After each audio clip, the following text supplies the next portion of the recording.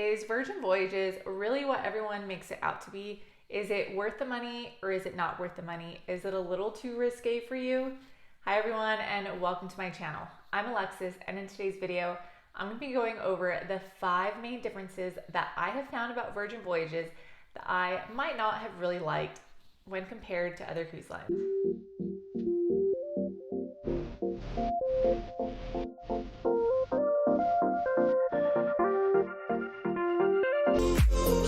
So let's just start off with the number one most obvious difference from any other cruise line, and that is the adults only, no kids aspect of Virgin Voyages. So Virgin Voyages is 18 and above, which means there are no kids, no kid activities. There is nothing to do with kids. And as much as I love kids, I am a parent and I like traveling with kids and doing fun activities like that. I think that this is a great option to have whenever you just want to have the adult getaway. Sometimes it's nice to just not have kids running around. It's nice to be able to drink and dance and play unedited music and not worry about who's around like kids. It's also nice to be able to get in an elevator and not have all of the buttons pushed. So this difference from Virgin Voyages was actually a big plus for me. Next, let's talk about the entertainment, or lack thereof, I guess. So usually on cruise lines, they have a production cast or some kind of cast where you can look forward to every night going to a show, like a production show, a singing show or dancing show, an ice skating show, sometimes a parade in the promenade or atrium. And Virgin Voyages doesn't really have that.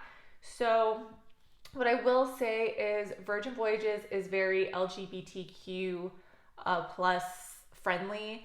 And so because of that, the shows that they do have are like drag shows.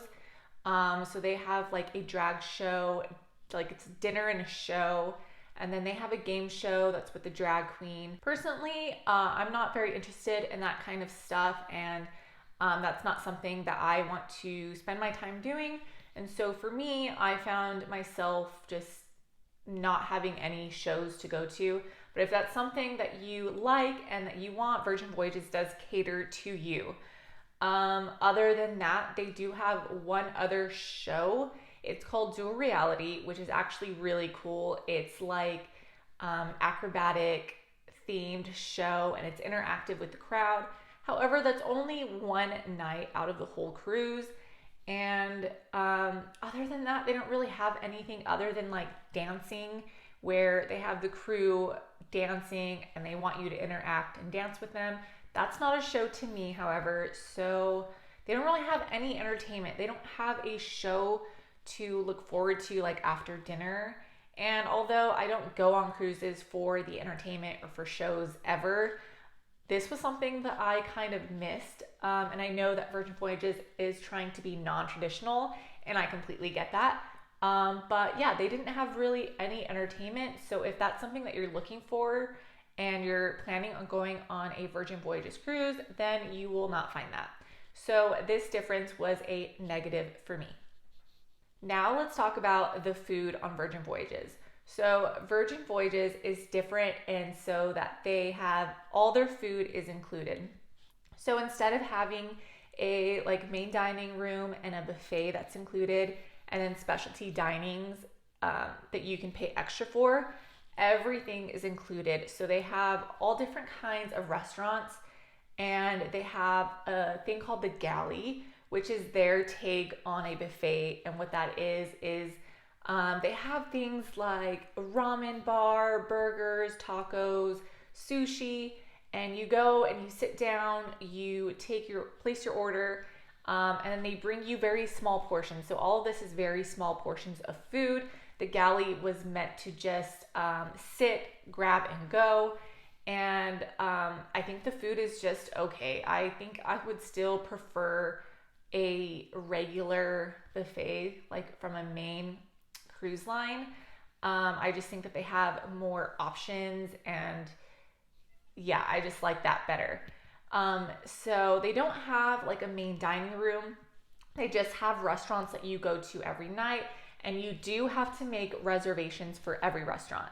So keep that in mind. The day that you get on board, you have to go and make your reservations, because if not, then you're going to be going to the same restaurant every single night, which is not fun.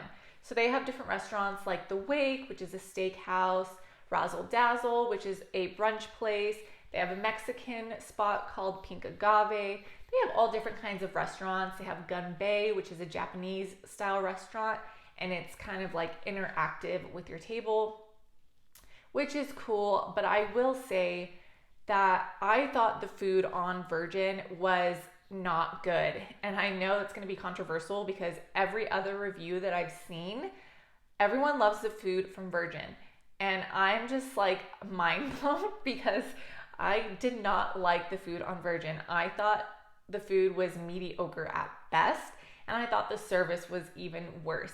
So I have been on Virgin twice, so two separate cruises, and both times I have felt myself saying that I did not care for the food or the service. And I'm not a food snob whatsoever, I don't think, but I do like to have good food when I'm on vacation. And you guys know, if you've seen my other videos, that I like food experiences when I travel, and Virgin Voyages did not give me that. I think the reason why is because since everything is included, there's no push for them to make things a little more extra for you or have more flavor. And also with that comes the service aspect. Since you're not paying extra to go to that restaurant, or you're not paying extra to tip, the service is not very good. So yeah, I think that the food aspect is very different on Virgin, but if you like that type of style, then that's what you can expect. For me, however, this was a negative. Next is their drink package. So Virgin Voyages actually does not have a drink package, and this might be my number one reason why I don't necessarily like cruising with Virgin. They don't offer a drink package, so you have to pay for all your drinks on your cruise. They do, however, sometimes offer like a package for like $100 off of your drinks, which, I mean, $100 isn't much considering, like, if you want to get a coffee and you want, that's not worth it. And one of my favorite things about cruising is that you prepay for stuff like your drinks. And so I love when I'm cruising and I already paid for my drink package and I order my drinks and I don't have to sign anything and I don't have to worry about how much my drink costs. But on Virgin, you do. And it's kind of annoying because sometimes my husband and I, we like to drink a little more when we're on vacation, and we're on Virgin, we kind of hold back because it just, I don't know, it just doesn't make it seem like we're really on vacation. With that, I will say that at Bimini, which is Virgin Voyages' private beach club,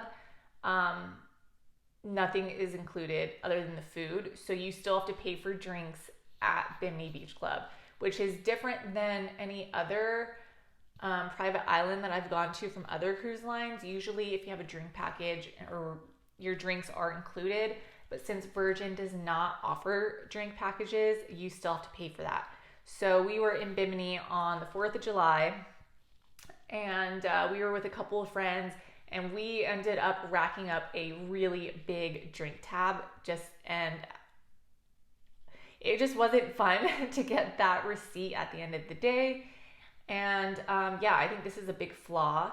I will say, however, they do provide you with water. So they put a glass water bottle in your room that you can refill at any time. But even then, I would still prefer just to go get water bottles and stock my room up. So yeah, I think that not having an actual drink package is a big negative for me. The last difference that I want to talk about is the layout and design. So the layout of Virgin Voyages is very different, and I know that's what they're going for. They're going for a more modern, sleek look, and that is exactly it. So the layout, I think, is horrible. It is not practical. I'm not just saying this, and I know it seems like I'm just bashing on Virgin Voyages. There are a lot of other things that I actually really enjoy about the cruise line, but the layout is just not practical at all. There is, I think, other than the very top deck, there is one other floor that you can walk completely around and through the whole floor. Everywhere else you have to go down to, up to, all the way across the ship. And so it makes it really hard to get to know the ship, and it makes it confusing, and you get confused on where things are. And sometimes it's like, it's too hard to get to that spot, so we're just going to stay here. I think the layout was not very well thought out. And once again, I know they're trying to be different, but this is something that just doesn't work. The layout doesn't work, and I haven't heard a single person say that it does work for them. So hopefully in the future, they can overlook this and maybe redo this. And I think that would change a lot for them. The design is very modern and sleek and plain. The colors are white, gray, red, obviously. There's no artwork on the walls. There's nothing special to the floors, the ceilings. They have great carpet everywhere. It reminds me of just a very sad hotel. And once again, I know they're just trying to be their own different, sleek, modern, adult cruise line, which I completely get. And hey, I just don't think it's for me, which is totally fine. However, the hallways, the lighting in the hallways are actually pretty cool. They change from either blue or red, and I thought that was really cool. It kind of makes it feel like you are on a different cruise line, and I do like that about it. Overall, the layout design, I think it's more of a negative from me. Once again, I'm not trying to bash on Virgin Voyages. These are just the 5 main differences that I've noticed that were completely different from any other cruise line. And once again, there are so many other things that I do like about Virgin Voyages.